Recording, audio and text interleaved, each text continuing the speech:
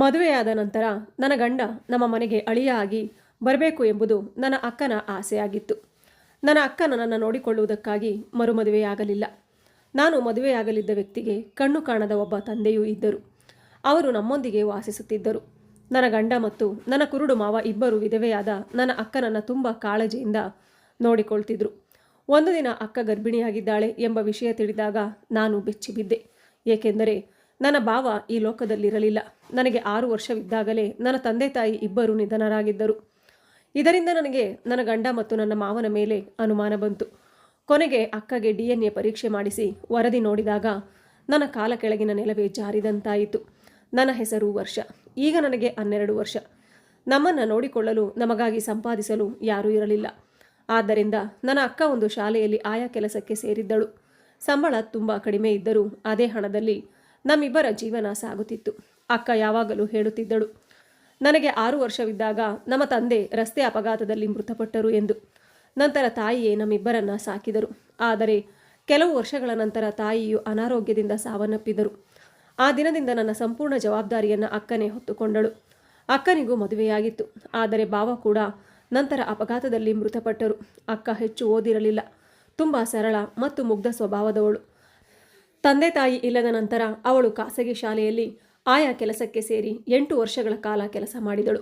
ನಂತರ ಕೆಲಸ ಬಿಟ್ಟರೂ ಪ್ರತಿ ತಿಂಗಳು ಅವಳಿಗೆ ಹಣ ಬರ್ತಿತ್ತು. ಆ ಹಣವನ್ನು ಯಾರು ಕೊಡ್ತಾರೆ ಎಂಬುದನ್ನು ಮಾತ್ರ ನನಗೆ ಎಂದಿಗೂ ಹೇಳಲಿಲ್ಲ. ನಾನು ಕೇಳಿದಾಗಲೆಲ್ಲ ಯಾವುದೋ ಕಾರಣ ಹೇಳಿ ತಪ್ಪಿಸಿಕೊಳ್ತಿದ್ಲು. ನಾನು 6ನೇ ತರಗತಿಯವರೆಗೆ ಓದಿದ್ದೆ. ಓದಿನಲ್ಲಿ ನನಗೆ ಹೆಚ್ಚಿನ ಆಸಕ್ತಿ ಇರಲಿಲ್ಲ. ಜೊತೆಗೆ ನಮ್ಮ ಆರ್ಥಿಕ ಪರಿಸ್ಥಿತಿಯು ಚೆನ್ನಾಗಿರಲಿಲ್ಲ. ಹೀಗಾಗಿ ಮನೆಯಲ್ಲಿ ಉಳಿದೆ. ನನ್ನ ಮದುವೆಯ ವಿಷಯವಾಗಿ ಅಕ್ಕ ಯಾವಾಗಲೂ ಚಿಂತೆ ಮಾಡ್ತಿದ್ಲು. ಅವಳ ಒಂದೇ ಆಸೆ, ನನ್ನ ಗಂಡ ನಮ್ಮ ಮನೆಗೆ ಅಳಿಯನಾಗಿ ಬರಬೇಕು. ಏಕೆಂದರೆ ನನ್ನ ಮದುವೆಯಾದ ಮೇಲೆ ಅವಳು ಒಬ್ಬಳೇ ಉಳಿಯಬಾರದು ಎಂದುಕೊಂಡಿದ್ದಳು. ನನಗೂ ನನ್ನ ಅಕ್ಕ ಎಂದರೆ ಅಪಾರ ಪ್ರೀತಿ. ಒಂದು ಕ್ಷಣವೂ ಅವಳನ್ನು ಒಬ್ಬಳೇ ಬಿಟ್ಟು ಹೋಗಬೇಕು ಎಂದು ನಾನು ಯೋಚಿಸಲಿಲ್ಲ. ಎಷ್ಟೋ ಕಷ್ಟಗಳನ್ನು ಎದುರಿಸಿ ಅವಳು ನನ್ನನ್ನು ಬೆಳೆಸಿದಳು. ಆ ತ್ಯಾಗ ನನಗೆ ಮಾತ್ರ ಗೊತ್ತು. ಅಕ್ಕ ತುಂಬ ಸುಂದರವಾಗಿದ್ದಳು.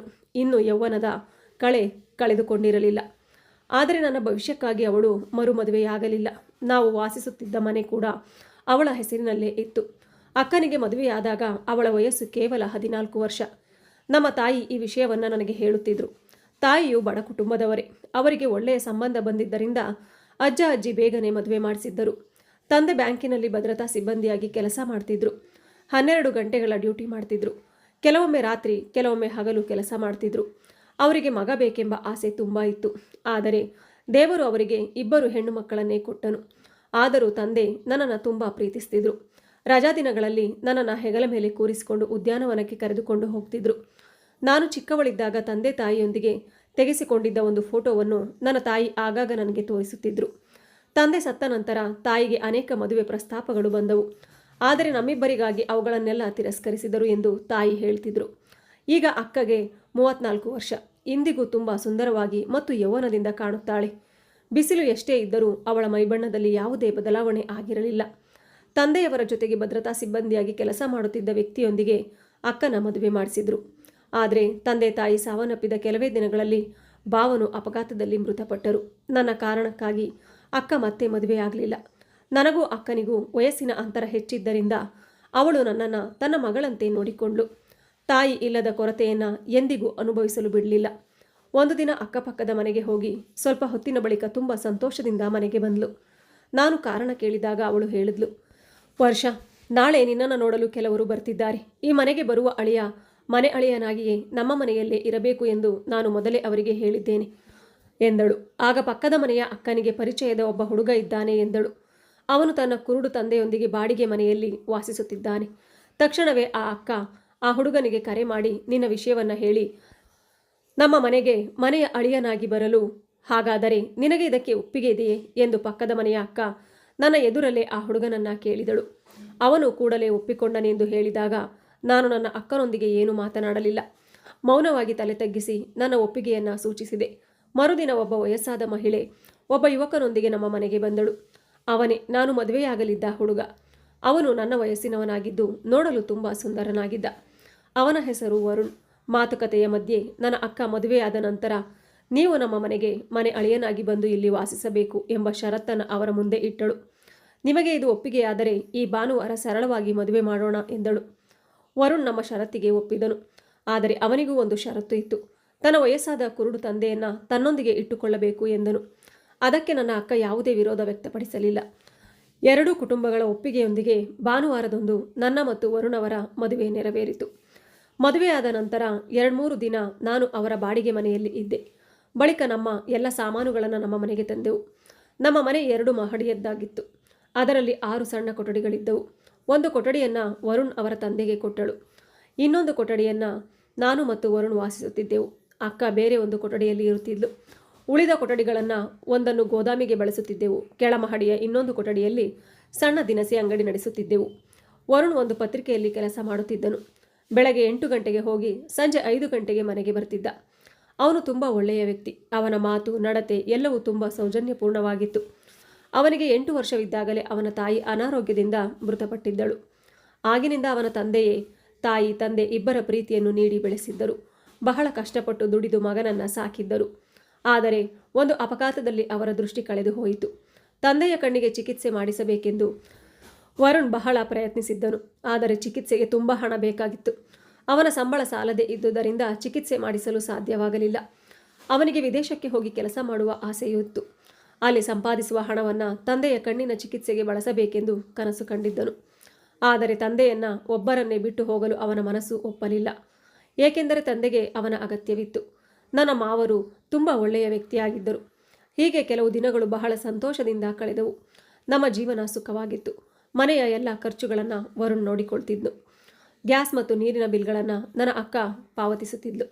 ಮನೆ ಅಳಿಯನಾಗಿ ವರುಣ್ ಮನೆಯ ಎಲ್ಲ ಜವಾಬ್ದಾರಿಗಳನ್ನು ಹೊತ್ತುಕೊಂಡಿದ್ದನು. ನಮ್ಮ ಮನೆಯಲ್ಲಿ ಹಣ, ನೆಮ್ಮದಿ ಬರಲು ಆರಂಭವಾಯಿತು. ಪ್ರತಿ ತಿಂಗಳು ಸಂಬಳ ಬಂದ ದಿನ ವರುಣ್ ನನ್ನನ್ನು ಹೊರಗೆ ಊಟಕ್ಕೆ ಕರೆದುಕೊಂಡು ಹೋಗ್ತಿದ್ರು. ಒಳ್ಳೆಯ ಹೋಟೆಲ್ನಲ್ಲಿ ಊಟ ಮಾಡಿ ಸ್ವಲ್ಪ ಹೊತ್ತು ಸುತ್ತಾಡಿ ಮನೆಗೆ ಹಿಂತಿರುಗುತ್ತಿದ್ವು. ಅವನ ಬಳಿ ಒಂದು ಬೈಕ್ ಕೂಡ ಇತ್ತು. ಒಂದು ದಿನ ನನ್ನ ಅಕ್ಕ ಯಾವುದೋ ಚಿಂತೆಯಲ್ಲಿ ಮುಳುಗಿರುವುದನ್ನು ಕಂಡು ನನಗೆ ಆತಂಕವಾಯಿತು. ಅವಳು ಮೌನವಾಗಿ ಕುಳಿತು ಯಾವುದೋ ಆಳವಾದ ಯೋಚನೆಯಲ್ಲಿ ಇದ್ದಳು. ಈ ಲೋಕದಲ್ಲೇ ಇಲ್ಲದಂತೆ ಕಾಣುತ್ತಿತ್ತು. ನಾನು ಹಲವು ಬಾರಿ ಕೇಳಿದರೂ ತನ್ನ ಸಮಸ್ಯೆಯ ಬಗ್ಗೆ ಏನೂ ಹೇಳಲಿಲ್ಲ. ಅಕ್ಕನ ಸ್ವಭಾವ ನನಗೆ ಚೆನ್ನಾಗಿ ಗೊತ್ತಿತ್ತು. ಅವಳು ತನ್ನ ದುಃಖವನ್ನು ಮನಸ್ಸಿನಲ್ಲೇ ಇಟ್ಟುಕೊಳ್ತಿದ್ಲು. ಯಾರೊಂದಿಗೂ ಹಂಚಿಕೊಳ್ತಿರ್ಲಿಲ್ಲ. ಅವಳು ಯಾವುದೋ ದೊಡ್ಡ ಸಮಸ್ಯೆಯಿಂದ ಬಳಲುತ್ತಿರುವುದು ನನಗೆ ಸ್ಪಷ್ಟವಾಯಿತು. ಆದರೆ ಅದು ಏನು ಎಂಬುದು ಅರ್ಥವಾಗುತ್ತಿರಲಿಲ್ಲ. ಇಷ್ಟು ಕಳವಳಗೊಂಡ ಅಕ್ಕನನ್ನು ನಾನು ಇದುವರೆಗೆ ನೋಡಿರಲಿಲ್ಲ. ನನ್ನ ಕಾರಣಕ್ಕಾಗಿಯೇ ಅವಳು ತನ್ನ ಜೀವನವನ್ನೇ ತ್ಯಾಗ ಮಾಡಿದ್ದಳು. ಒಂದು ಬಾರಿ ಅವಳು ನನಗೆ ಹೇಳಿದ್ದಳು, ನಾನು ಮತ್ತೆ ಮದುವೆಯಾದರೆ ಬರುವ ಗಂಡ ಒಳ್ಳೆಯವನಾಗುತ್ತಾನೋ ಇಲ್ಲವೋ ಗೊತ್ತಿಲ್ಲ. ಅವನು ನಿನ್ನನ್ನು ತನ್ನವರಂತೆ ನೋಡಿಕೊಳ್ಳದಿದ್ದರೆ, ನಿನ್ನ ಮೇಲೆ ಅನ್ಯಾಯ ಮಾಡಿದರೆ, ಈ ಭಯದಿಂದಲೇ ನಾನು ಮರುಮದುವೆಯಾಗಲಿಲ್ಲ. ಇನ್ನು ಮುಂದೆ ಕೂಡ ಮದುವೆಯಾಗುವುದಿಲ್ಲ. ನನ್ನ ಗಂಡ ಇನ್ನೂ ನನ್ನ ಜೊತೆಯಲ್ಲೇ ಇದ್ದಾನೆ ಎಂದು ನಾನು ನಂಬುತ್ತೇನೆ ಎಂದಳು. ಅಕ್ಕನ ಈ ಮಾತುಗಳನ್ನು ಕೇಳಿ ನನಗೆ ತುಂಬ ಆಶ್ಚರ್ಯವಾಗ್ತಿತ್ತು. ಗಂಡ ಸತ್ತ ನಂತರ ಮಕ್ಕಳಿದ್ದರೂ ಮರುಮದುವೆಯಾಗುವ ಅನೇಕ ಮಹಿಳೆಯರನ್ನು ನಾನು ನೋಡಿದ್ದೆ. ಆದರೆ ನನ್ನ ಅಕ್ಕ ಮಾತ್ರ ತನ್ನ ಗಂಡನ ನೆನಪಿನಲ್ಲೇ ಜೀವನವನ್ನು ಕಳೆದಳು. ಇಂದಿಗೂ ಅದೇ ರೀತಿಯಾಗಿ ಬದುಕುತ್ತಿದ್ದಾಳೆ. ದಿನಗಳು ಕಳೆಯುತ್ತಿದ್ದಂತೆ ಅಕ್ಕನ ಕಷ್ಟವು ಹೆಚ್ಚುತ್ತಿತ್ತು. ಆದರೆ ಆ ಕಷ್ಟವನ್ನು ಅವಳು ನನ್ನೊಡನೆ ಹಂಚಿಕೊಳ್ಳುತ್ತಿರಲಿಲ್ಲ. ಅದೇ ವಿಷಯ ನನಗೆ ಒಳಗೊಳಗೆ ಕಾಡುತ್ತಿತ್ತು. ವರುಣ್ ಕೂಡ ಇದನ್ನು ಗಮನಿಸಿದ್ದನು. ಅವನು ನನ್ನ ಅಕ್ಕನನ್ನು ಅತ್ತಿಗೆಯಂತೆ ಅಲ್ಲ, ತನ್ನ ತಾಯಿಯಂತೆ ಗೌರವಿಸುತ್ತಿದ್ದನು. ಒಂದು ದಿನ ಅವನು ನೇರವಾಗಿ, ನಿಮ್ಮ ಸಮಸ್ಯೆ ಏನು ಎಂದು ಕೇಳಿದನು. ಆದರೆ ಅಕ್ಕ ಸಣ್ಣ ನಗುವಿನೊಂದಿಗೆ ಮಾತನ್ನು ತಪ್ಪಿಸಿಕೊಂಡಳು. ಯಾವುದೋ ಒಂದು ರಹಸ್ಯ ಅವಳಿಗೆ ರಾತ್ರಿ ನಿದ್ದೆ ಬರದಂತೆ ಮಾಡುತ್ತಿತ್ತು. ಒಂದು ದಿನ ನಾನು ಮತ್ತು ವರುಣ್ ಬೈಕ್ನಲ್ಲಿ ಹೊರಗೆ ಹೋಗ್ತಿದ್ವು. ದಾರಿಯಲ್ಲಿ ಗರ್ಭಿಣಿ ಮಹಿಳೆಯರ ಆಸ್ಪತ್ರೆ ಇತ್ತು. ಮನೆಯಿಂದ ಹೊರಡುವ ಮೊದಲು ಅಕ್ಕ, ನಾನು ಪಕ್ಕದ ಮನೆಯ ಅಕ್ಕನ ಮನೆಗೆ ಹೋಗಿ ಬರ್ತೇನೆ, ನೀವು ಜಾಗ್ರತೆಯಿಂದ ಹೋಗಿ ಬನ್ನಿ ಎಂದು ಹೇಳಿದ್ದಳು. ನಾವು ಆ ಆಸ್ಪತ್ರೆಯಿಂದ ಮುಂದೆ ಹೋಗುತ್ತಿದ್ದಾಗ ಅಕಸ್ಮಾತ್ ನನ್ನ ಅಕ್ಕ ಆಸ್ಪತ್ರೆಯೊಳಗಿಂದ ಹೊರಗೆ ಬರುತ್ತಿರುವುದನ್ನು ನೋಡಿದೆ. ಅವಳನ್ನು ಕಂಡು ನಾನು ಬೆಚ್ಚಿಬಿದ್ದೆ. ನನಗೆ ತಿಳಿದ ಮಟ್ಟಿಗೆ ನಮ್ಮ ಮನೆಯಲ್ಲಿ ಅಥವಾ ನಮ್ಮ ಬೀದಿಯಲ್ಲಿ ಯಾರೂ ಹೆರಿಗೆಗೆ ಸಂಬಂಧಿಸಿದವರಿರಲಿಲ್ಲ. ಹಾಗಿದ್ದರೆ ಅಕ್ಕ ಆ ಆಸ್ಪತ್ರೆಗೆ ಏಕೆ ಬಂದಿದ್ದಳು? ನನ್ನ ಮನಸ್ಸಿನಲ್ಲಿ ಹಲವು ಅನುಮಾನಗಳು ಮೂಡಿದವು. ಆದರೆ ಆ ವಿಷಯವನ್ನು ನಾನು ವರುಣ್ಗೆ ಹೇಳಲಿಲ್ಲ. ಅಂದು ನಮ್ಮ ಮದುವೆಯಾಗಿ ಕೇವಲ 3 ತಿಂಗಳಷ್ಟೇ ಆಗಿತ್ತು. ನಾನು ಗರ್ಭಿಣಿಯಾಗಿರಲಿಲ್ಲ. ಹಾಗಿದ್ದರೆ ಅಕ್ಕ ಗರ್ಭಿಣಿಯರ ಆಸ್ಪತ್ರೆಗೆ ಏಕೆ ಹೋಗಿದ್ದಳು? ಮನೆಗೆ ಹಿಂತಿರುಗಿದ ಬಳಿಕ ಈ ವಿಷಯವನ್ನು ಅವಳನ್ನೇ ಕೇಳಬೇಕು ಎಂದು ನಾನು ತೀರ್ಮಾನಿಸಿದೆ. ಅಕ್ಕ ಆ ಆಸ್ಪತ್ರೆಗೆ ಏಕೆ ಹೋಗಿದ್ದಳು? ಅಲ್ಲಿ ಏನು ಕೆಲಸ ಇತ್ತು? ಆ ಪ್ರಶ್ನೆಗಳೇ ನನ್ನ ಮನಸ್ಸನ್ನು ಕಾಡುತ್ತಿದ್ದವು. ಅಕ್ಕ ಹಾಸಿಗೆಯ ಮೇಲೆ ಮಲಗಿ ಆಳವಾದ ಚಿಂತೆಯಲ್ಲಿ ಮುಳುಗಿದ್ದಳು. ನಾನು ಕೊಠಡಿಗೆ ಬಂದದ್ದು ಅವಳಿಗೆ ಗೊತ್ತಾಗಲಿಲ್ಲ. ಅವಳ ಕೈ ಹಿಡಿದು ನಿಧಾನವಾಗಿ ಅಲುಗಾಡಿಸಿದಾಗ ಮಾತ್ರ ಅವಳು ದಿಢೀರ್ ಎಚ್ಚರಗೊಂಡು ನನ್ನತ್ತ ನೋಡಿ ಕುಳಿತುಕೊಂಡಳು. ನಾನು ಅವಳ ಪಕ್ಕದಲ್ಲಿ ಕುಳಿತು ಹೇಳಿದೆ, ಅಕ್ಕ, ನಿನಗೆ ಪಾನಿಪುರಿ ತುಂಬ ಇಷ್ಟ ಅಲ್ವೇ? ಅದಕ್ಕಾಗಿ ನಿನಗೋಸ್ಕರ ತಂದಿದ್ದೇನೆ ಎಂದಾಗ ಅವಳು ನಿಧಾನವಾಗಿ ಹೇಳಿದ್ಲು, ವರ್ಷ, ಬೇಡ, ನನ್ನ ಆರೋಗ್ಯ ಸರಿಯಿಲ್ಲ. ಈಗ ಪಾನಿಪುರಿ ತಿನ್ನಬೇಕು ಅಂತ ಅನ್ಸೋದೇ ಇಲ್ಲ. ನೀವು ತಿನ್ನಿ ಅಂತ ಹೇಳಿದ್ಲು. ಅವಳ ಮಾತು ಕೇಳಿ ನನಗೆ ಆಶ್ಚರ್ಯ ಆಯಿತು. ಪಾನಿಪುರಿಯನ್ನು ಎಂದಿಗೂ ಬಿಡದ ಅಕ್ಕ ಇಂದು ಅದನ್ನೇ ನಿರಾಕರಿಸಿದ್ದಳು. ಪ್ಲೇಟನ್ನು ಪಕ್ಕದ ಮೇಜಿನ ಮೇಲೆ ಇಟ್ಟು ನಾನು ಕೇಳಿದೆ, ಅಕ್ಕ, ನಿನಗೆ ಏನಾಗಿದೆ? ಆರೋಗ್ಯ ಚೆನ್ನಾಗಿದೆಯೇ? ಅವಳು ನನ್ನ ಕೈ ಹಿಡಿದು ಮೃದುವಾಗಿ ಹೇಳಿದಳು, ವರ್ಷ, ನನ್ನ ಬಗ್ಗೆ ನೀನು ಚಿಂತಿಸಬೇಕಾಗಿಲ್ಲ. ಸ್ವಲ್ಪ ತಲೆನೋವಾಗಿದೆ. ಈಗಷ್ಟೇ ಮಾತ್ರೆ ತೆಗೆದುಕೊಂಡಿದ್ದೇನೆ. ಸ್ವಲ್ಪ ಹೊತ್ತಿನಲ್ಲಿ ಸರಿಯಾಗುತ್ತದೆ. ನೀನು ಹೋಗು. ವರುಣ್ ನಿನ್ನನ್ನು ಕಾಯುತ್ತಿದ್ದಾನೆ ಎಂದಳು. ನಾನು ಬಾವುಕಳಾಗಿ ಹೇಳಿದೆ, ನಾನು ನಿನ್ನ ಬಗ್ಗೆ ಯಾಕೆ ಚಿಂತಿಸಬಾರದು? ನೀನು ನನಗೆ ತಾಯಿಯಂತಿರುವೆ. ನಾನು ನಿನ್ನನ್ನು ತುಂಬ ಪ್ರೀತಿಸ್ತೀನಿ. ನಿನ್ನನ್ನು ಹೀಗೆ ದುಃಖದಲ್ಲಿರುವುದನ್ನು ನೋಡಿದ್ರೆ ನನ್ನ ಹೃದಯವೇ ನೋಯುತ್ತದೆ. ಮೊದಲು ನಿನ್ನ ಸಮಸ್ಯೆ ಏನು ಹೇಳು? ಯಾಕೆ ಯಾವ ವಿಷಯವನ್ನು ನನ್ನೊಂದಿಗೆ ಹಂಚಿಕೊಳ್ಳುವುದಿಲ್ಲ ಎಂದಾಗ ಅದಕ್ಕೆ ಅಕ್ಕ ಸಣ್ಣ ನಗು ನಗುತ್ತಾ ಹೇಳಿದ್ಲು, ನನಗೆ ಯಾವ ಸಮಸ್ಯೆಯೂ ಇಲ್ಲ. ಹಂಚಿಕೊಳ್ಳಲು ಏನೂ ಇಲ್ಲ. ನನ್ನ ಬಗ್ಗೆ ಯೋಚಿಸುವುದನ್ನು ಬಿಟ್ಟು ಬಿಡು. ಈಗ ನಿನಗೆ ಮದುವೆಯಾಗಿದೆ. ನಿನಗೆ ತುಂಬ ಒಳ್ಳೆಯ ಗಂಡ ಸಿಕ್ಕಿದ್ದಾನೆ. ಅವನ ಬಗ್ಗೆ ಯೋಚಿಸು. ಅವನನ್ನು ಚೆನ್ನಾಗಿ ನೋಡಿಕೊ. ವರುಣ್ ಒಳ್ಳೆಯ ಹುಡುಗ. ನಿನ್ನ ಯಾವ ವರ್ತನೆಯಿಂದಲೂ ಅವನಿಗೆ ನಿನ್ನ ಮೇಲೆ ಬೇಸರ ಬರಬಾರದು ಎಂದಳು. ಅವಳ ಮಾತುಗಳಿಂದ ನನಗೆ ಸ್ಪಷ್ಟವಾಯಿತು. ಅವಳು ತನ್ನ ಮನಸ್ಸಿನ ವಿಷಯಗಳನ್ನು ನನ್ನೊಂದಿಗೆ ಹಂಚಿಕೊಳ್ಳಲು ಬಯಸುತ್ತಿರಲಿಲ್ಲ. ನಾನು ಎಷ್ಟೇ ಒತ್ತಾಯಿಸಿದರೂ ಅವಳು ಏನನ್ನ ಹೇಳುವುದಿಲ್ಲ ಎಂಬುದು ನನಗೆ ಅರ್ಥವಾಯಿತು. ಆದ್ದರಿಂದ ಪಾನಿಪುರಿಯ ತಟ್ಟೆಯನ್ನು ತೆಗೆದುಕೊಂಡು ಅವಳ ಕೊಠಡಿಯಿಂದ ಹೊರಬಂದೆ. ಅವಳ ಆರೋಗ್ಯವನ್ನು ನೋಡಿ ಗರ್ಭಿಣಿಯರ ಆಸ್ಪತ್ರೆಗೆ ಏಕೆ ಹೋಗಿದ್ದಳು ಎಂದು ಕೇಳಬೇಕೆಂದಿದ್ದೆ. ಆದರೆ ಆ ಸಮಯದಲ್ಲಿ ಕೇಳುವುದು ಸರಿಯಲ್ಲ ಎಂದುಕೊಂಡೆ. ನಾಳೆ ಕೇಳೋಣ, ಅಷ್ಟರೊಳಗೆ ಆರೋಗ್ಯವು ಸುಧಾರಿಸಬಹುದು ಎಂದು ಮನಸ್ಸನ್ನು ಸಮಾಧಾನಪಡಿಸಿಕೊಂಡೆ. ನನ್ನ ಕೈಯಲ್ಲಿದ್ದ ಪಾನಿಪುರಿಯನ್ನು ನೋಡಿ ವರುಣ್ ಕೇಳಿದ, ಏನು ಅಕ್ಕ ತಿನ್ನಲಿಲ್ಲವೇ? ನಾನು ಹೇಳಿದೆ, ಅವರಿಗೆ ಆರೋಗ್ಯ ಸರಿಯಿಲ್ಲ, ಅದಕ್ಕೆ ತಿನ್ನುವುದಿಲ್ಲ ಎಂದರು. ನಾನು ವರುಣ್ಗೆ ಪಾನಿಪುರಿ ತಿನ್ನಲು ಹೇಳಿದೆ, ಆದರೆ ಅವನು ಕೂಡ ಬೇಡ ಎಂದನು. ಕೊನೆಗೆ ನಾನೇ ಅದನ್ನು ತಿಂದೆ. ಮರುದಿನ ವರುಣ್ ಕಚೇರಿಗೆ ಹೋದನು. ಅಕ್ಕ ಮನೆಯ ಸಾಮಾನು ಮತ್ತು ತರಕಾರಿ ತರಲು ಮಾರುಕಟ್ಟೆಗೆ ಹೋಗಿದ್ದಳು. ನಾನು ಮನೆಯನ್ನು ಸ್ವಚ್ಛಗೊಳಿಸಲು ಶುರು ಮಾಡಿದೆ. ನನ್ನ ಕೊಠಡಿಯ ಜೊತೆಗೆ ಅಕ್ಕನ ಕೊಠಡಿಯನ್ನು ಶುಚಿಗೊಳಿಸುತ್ತಿದ್ದೆ. ಅಕ್ಕನಿಂದ ಇನ್ನೂ ಕೆಲಸ ಮಾಡಿಸಬಾರದು ಎಂದುಕೊಂಡಿದ್ದೆ. ಇಡೀ ಜೀವನ ದುಡಿದು ನನ್ನನ್ನು ಸಾಕಿದವಳು ಅವಳು. ಆದರೆ ಅಕ್ಕ ಯಾವಾಗಲೂ ಹೇಳುತ್ತಿದ್ಲು, ಈಗಲೇ ವಿಶ್ರಾಂತಿ ತೆಗೆದುಕೊಳ್ಳಲು ಶುರು ಮಾಡಿದರೆ ಅನಾರೋಗ್ಯ ಬರುತ್ತದೆ. ಕೆಲಸ ಮಾಡುತ್ತಲೇ ಇರಬೇಕು. ಆದ್ದರಿಂದ ಮನೆಯ ಕೆಲಸ ಮಾತ್ರವಲ್ಲ, ಹೊರಗಿನ ಕೆಲಸಗಳನ್ನು ಅವಳೇ ಮಾಡ್ತಿದ್ಲು. ಮನೆಯ ಸಾಮಾನು, ತರಕಾರಿ ಎಲ್ಲವನ್ನ ಅವಳೇ ತರುತ್ತಿದ್ಲು. ವರುಣ್ ಮನೆಯಲ್ಲಿದ್ದರೆ ಮಾತ್ರ ಅವನೇ ಆ ಕೆಲಸಗಳನ್ನು ಮಾಡ್ತಿದ್ದ. ಮೊದಲು ಅಕ್ಕನ ಕೊಠಡಿಯನ್ನು ಸ್ವಚ್ಛಗೊಳಿಸುತ್ತಿದ್ದೆ. ನನ್ನ ಕುರುಡ ಮಾವನಿಗೆ ಸರಿಯಾಗಿ ಕಾಣದ ಕಾರಣ ಅವರು ತಮ್ಮ ಕೊಠಡಿಯಲ್ಲೇ ಇರ್ತಿದ್ರು. ಅವರಿಗೆ ಊಟವನ್ನು ಅಕ್ಕನೇ ಕೊಡ್ತಿದ್ಲು. ಪ್ರತಿದಿನ ಸಂಜೆ ವರುಣ್ ತನ್ನ ತಂದೆಯನ್ನು ವಾಕಿಂಗ್ಗೆ ಕರೆದುಕೊಂಡು ಹೋಗ್ತಿದ್ದ. ಇದರಿಂದ ಅವರಿಗೆ ತುಂಬ ಸಂತೋಷವಾಗ್ತಿತ್ತು. ಅವರು ನನ್ನನ್ನು, ಅಕ್ಕನನ್ನು, ವರುಣನ್ನು ತುಂಬ ಮೆಚ್ಚಿಕೊಳ್ತಿದ್ರು. ಅಕ್ಕನ ಕೊಠಡಿ ಶುಚಿಗೊಳಿಸುತ್ತಿದ್ದಾಗ ಮೇಜಿನ ಡ್ರಾಯರ್ನಿಂದ ಅರ್ಧದಷ್ಟು ಹೊರಗೆ ಕಾಣಿಸುತ್ತಿದ್ದ ಕೆಲವು ಕಾಗದಗಳ ಮೇಲೆ ನನ್ನ ದೃಷ್ಟಿ ಬಿತ್ತು. ಇದು ಏನು ಎಂದುಕೊಂಡು ಅವನ್ನ ಹೊರತೆಗೆದೆ. ಅದರ ಮೇಲೆ ಪೂರ್ಣಿಮಾ ಪ್ರೆಗ್ನೆಂಟ್ ಹಾಸ್ಪಿಟಲ್ ಎಂದು ಬರೆದಿತ್ತು. ನಿನ್ನೆ ಅಕ್ಕ ಇದೇ ಆಸ್ಪತ್ರೆಯಿಂದ ಹೊರಬರುತ್ತಿರುವುದನ್ನು ನಾನು ನೋಡಿದ್ದೆ. ಆ ಕಾಗದವನ್ನು ಓದಿದ ತಕ್ಷಣ ನಾನು ಬೆಚ್ಚಿಬಿದ್ದೆ. ನನಗೆ ಸ್ವಲ್ಪ ಇಂಗ್ಲಿಷ್ ಓದಲು ಬರುತ್ತಿದ್ದರಿಂದ ವರದಿಯಲ್ಲಿದ್ದ ವಿಷಯವನ್ನು ಓದಿದೆ. ಅದರಲ್ಲಿದ್ದ ಮಾಹಿತಿಯ ಪ್ರಕಾರ ನನ್ನ ಅಕ್ಕ 2 ತಿಂಗಳ ಗರ್ಭಿಣಿಯಾಗಿದ್ದಳು. ನನ್ನ ಭಾವ ಬಹಳ ಹಿಂದೆಯೇ ಮೃತಪಟ್ಟಿದ್ದರು. ಹಾಗಾದರೆ ಇದು ಹೇಗೆ ಸಾಧ್ಯ? ಮನೆಯಲ್ಲಿ ಇದ್ದವರು ನನ್ನ ಕುರುಡು ಮಾವ ಮತ್ತು ನನ್ನ ಗಂಡ ಮಾತ್ರ. ಒಂದು ಕ್ಷಣ ನನ್ನ ಮನಸ್ಸಿನಲ್ಲಿ ಭಯಾನಕ ಅನುಮಾನ ಮೂಡಿತು. ಅಕ್ಕನಿಗೆ ನನ್ನ ಗಂಡನೊಂದಿಗೆ ಅಥವಾ ಮಾವನೊಡನೆ ಯಾವುದಾದರೂ ಸಂಬಂಧವಿದೆಯೇ? ಈ ರೀತಿ ಯೋಚಿಸುವುದು ತಪ್ಪು ಎಂದು ನನಗೆ ಗೊತ್ತಿತ್ತು. ಆದರೂ ಪರಿಸ್ಥಿತಿ ನನ್ನನ್ನು ಆ ದಿಕ್ಕಿನಲ್ಲೇ ಯೋಚಿಸುವಂತೆ ಮಾಡಿತು. ಭಾವ ಸತ್ತ ನಂತರ ಅಕ್ಕ ಯಾವ ಪುರುಷನತ್ತಲೂ ಕಣ್ಣೆತ್ತಿ ನೋಡಿರಲಿಲ್ಲ. ಹಾಗಿದ್ದವಳು ಈಗ ಹೀಗೆ ಹೇಗೆ ಮಾಡಿರಬಹುದು? ಅವಳನ್ನೇ ನೇರವಾಗಿ ಕೇಳಬೇಕು ಎಂದುಕೊಂಡೆ. ಆದರೆ ಧೈರ್ಯವಾಗಲಿಲ್ಲ. ಈಗ ಮಾತ್ರ ನನಗೆ ಅರ್ಥವಾಯಿತು. ಅಕ್ಕ ಯಾಕೆ ರಾತ್ರಿ ಹಗಲು ಚಿಂತೆಯಲ್ಲಿ ಮುಳುಗಿದ್ದಳು, ಯಾಕೆ ಅವಳ ಆರೋಗ್ಯ ದಿನದಿಂದ ದಿನಕ್ಕೆ ಹದಗೆಡುತ್ತಿತ್ತು ಎಂಬುದು. ಅವಳ ಹೊಟ್ಟೆಯಲ್ಲಿ ಬೆಳೆಯುತ್ತಿರುವ ಮಗುವಿನ ತಂದೆ ಯಾರು ಎಂಬ ಸತ್ಯವನ್ನು ಹೇಳಬಲ್ಲವಳು ಅವಳೊಬ್ಬಳೇ. ಇಲ್ಲಿಯವರೆಗೆ ನನ್ನ ಅಕ್ಕ ನನಗೆ ಆದರ್ಶವಾಗಿದ್ದಳು. ಆದರೆ ಆ ವೈದ್ಯಕೀಯ ವರದಿ ನೋಡಿದ ನಂತರ ಅವಳ ಬಗ್ಗೆ ನನ್ನ ಅಭಿಪ್ರಾಯವೇ ಬದಲಾಗತೊಡಗಿತು. ನನಗೆ ಅವಳ ಮೇಲೆ ಕೋಪವೂ ಬಂದಿತು. ಆ ವರದಿಗಳನ್ನು ಮತ್ತೆ ಕಪಾಟಿನಲ್ಲಿ ಇಡದೆ ನನ್ನ ಬಳಿಗೆ ಇಟ್ಟುಕೊಂಡೆ. ಅಕ್ಕನ ಕೊಠಡಿಯನ್ನು ಸ್ವಚ್ಛಗೊಳಿಸಿದ ನಂತರ ನನ್ನ ಕೊಠಡಿಗೆ ಬಂದೆ. ನನ್ನ ಮನಸ್ಸು ತುಂಬ ಅಶಾಂತವಾಗಿತ್ತು. ಹಲವಾರು ಪ್ರಶ್ನೆಗಳು ನನ್ನನ್ನು ಕಾಡುತ್ತಿದ್ದವು. ಆದ್ದರಿಂದ ನನ್ನ ಕೊಠಡಿಯನ್ನು ಕೂಡ ಸ್ವಚ್ಛಗೊಳಿಸಲು ಮನಸ್ಸೇ ಆಗಲಿಲ್ಲ. ಆದರೆ ಒಂದು ನಿರ್ಧಾರ ಮಾಡಿದೆ. ಅವಕಾಶ ಸಿಕ್ಕ ತಕ್ಷಣ ಅಕ್ಕನೊಂದಿಗೆ ಮಾತನಾಡಬೇಕು. ಸತ್ಯ ಏನೆಂಬುದನ್ನು ತಿಳಿಯಲೇಬೇಕು. ಕೋಪದಿಂದ ನನ್ನ ರಕ್ತ ಕುದಿಯುತ್ತಿತ್ತು. ಸ್ವಲ್ಪ ಹೊತ್ತಿನ ಬಳಿಕ ಅಕ್ಕ ತರಕಾರಿ ಮತ್ತು ಮನೆಯ ಸಾಮಾನುಗಳನ್ನು ತೆಗೆದುಕೊಂಡು ಮನೆಗೆ ಬಂದಳು. ನನ್ನನ್ನು ನೋಡಿ ಕೇಳಿದಳು, ವರ್ಷ, ಏನಾಯಿತು? ಯಾಕೆ ಹೀಗಿದ್ಯಾ? ನಿನ್ನ ಮುಖ ನೋಡಿದ್ರೆ ಏನೋ ತುಂಬ ಚಿಂತೆಯಲ್ಲಿ ಇರುವಂತೆ ಕಾಣ್ತಿದ್ದೆ. ಏನಾದರೂ ಆಗಿದೆಯಾ ಎಂದು ಕೇಳಿದ್ಲು. ಆ ಕ್ಷಣ ನಾನು ಅಕ್ಕನ ವೈದ್ಯಕೀಯ ವರದಿಗಳನ್ನು ಅವಳ ಮುಂದೆ ಇಟ್ಟೆ. ಅವನ್ನು ನೋಡುತ್ತಿದ್ದಂತೆಯೇ ಅಕ್ಕನ ಮುಖಭಾವನೆ ಬದಲಾಯಿತು. ಅವಳು ತೀವ್ರವಾಗಿ ಗಾಬರಿಗೊಂಡಳು. ಕಣ್ಣುಗಳನ್ನು ದೊಡ್ಡದಾಗಿ ತೆರೆದು ನನ್ನತ್ತ ನೋಡುತ್ತಲೇ ನಿಂತಳು.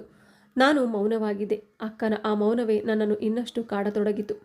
ಕೋಪದಿಂದ ನಡುಗುತ್ತಾ ನಾನು ಕೇಳಿದೆ, ಅಕ್ಕ, ಇದು ಏನು? ಯಾರೊಂದಿಗೆ ನಿನಗೆ ಸಂಬಂಧ ಇದೆ? ನಿನ್ನ ಹೊಟ್ಟೆಯಲ್ಲಿ ಬೆಳೆಯುತ್ತಿರುವ ಈ ಮಗುವಿನ ತಂದೆ ಯಾರು? ನನ್ನ ಕೈಯಲ್ಲಿ ತನ್ನ ವೈದ್ಯಕೀಯ ವರದಿಗಳು ಇರುವುದನ್ನು ಕಂಡು ಅಕ್ಕ ಬೆಚ್ಚಿಬಿದ್ದಳು. ಮಾತೆ ಬಾರದೆ ಮೌನವಾಗಿ ನಿಂತಳು. ಅವಳ ಮೌನವನ್ನು ನೋಡಿ ನನಗೆ ಇನ್ನಷ್ಟು ಅನುಮಾನ ಬಂತು. ನನ್ನ ಕೋಪವು ಹೆಚ್ಚಾಯಿತು. ಮತ್ತೆ ಕಠಿಣವಾಗಿ ಕೇಳಿದೆ, ಅಕ್ಕ, ನಿನಗೆ ಯಾರೊಂದಿಗೆ ಸಂಬಂಧ ಇದೆ? ನಿನ್ನನ್ನು ಗರ್ಭಿಣಿಯಾಗಿಸಿದವನು ಯಾರು? ನೀನು ಇಂತಹವಳಲ್ಲ. ಹಾಗಿದ್ದರೆ ಇಂತಹ ಪರಿಸ್ಥಿತಿ ಹೇಗೆ ಬಂತು? ನಾನು ಹೀಗೆ ಕೇಳುತ್ತಿದ್ದಂತೆಯೇ ಅಕ್ಕ ಅಳುತ್ತಾ ನನ್ನ ಬಾಯಿಗೆ ಕೈಯಿಟ್ಟು, ವರ್ಷ, ದಯವಿಟ್ಟು ದೇವರ ಭಯದಿಂದ ಈಗ ನೀನು ಮೌನವಾಗಿರು ಎಂದು ಬೇಡಿಕೊಂಡಳು. ಅಕ್ಕ ಹೇಳಿದ್ಲು, ಸಮಾಜದ ಮುಂದೆ ನನ್ನ ಮಾನ ಗೌರವವೇ ಹೋಗಿರುವಾಗ ನೀನು ಈಗ ಎಲ್ಲರಿಗೂ ತಿಳಿಯುವಂತೆ ಮಾಡಲು ಬಯಸುತ್ತೀಯಾ? ನಾನು ಮತ್ತೆ ಕೇಳಿದೆ, ಸರಿ ಅಕ್ಕ, ಅವನು ಯಾರು ಎಂದು ಮಾತ್ರ ಹೇಳು. ನಿನ್ನ ಹೊಟ್ಟೆಯಲ್ಲಿ ಬೆಳೆಯುತ್ತಿರುವ ಈ ಮಗುವಿನ ತಂದೆ ಯಾರು? ಅಕ್ಕ ತಲೆಯಾಡಿಸುತ್ತಾ, ನಾನು ಈಗ ಏನನ್ನು ಹೇಳಲು ಸಾಧ್ಯವಿಲ್ಲ. ಈಗ ನನ್ನನ್ನು ಇನ್ನೇನು ಕೇಳಬೇಡ. ನಾನು ಈಗಾಗಲೇ ತುಂಬ ನೋವಿನಲ್ಲಿ ಇದ್ದೇನೆ ಎಂದಳು. ಅಕ್ಕ ಎಷ್ಟು ಬೇಡಿಕೊಂಡರೂ ಸತ್ಯವನ್ನು ಹೇಳ್ತಿರಲಿಲ್ಲ.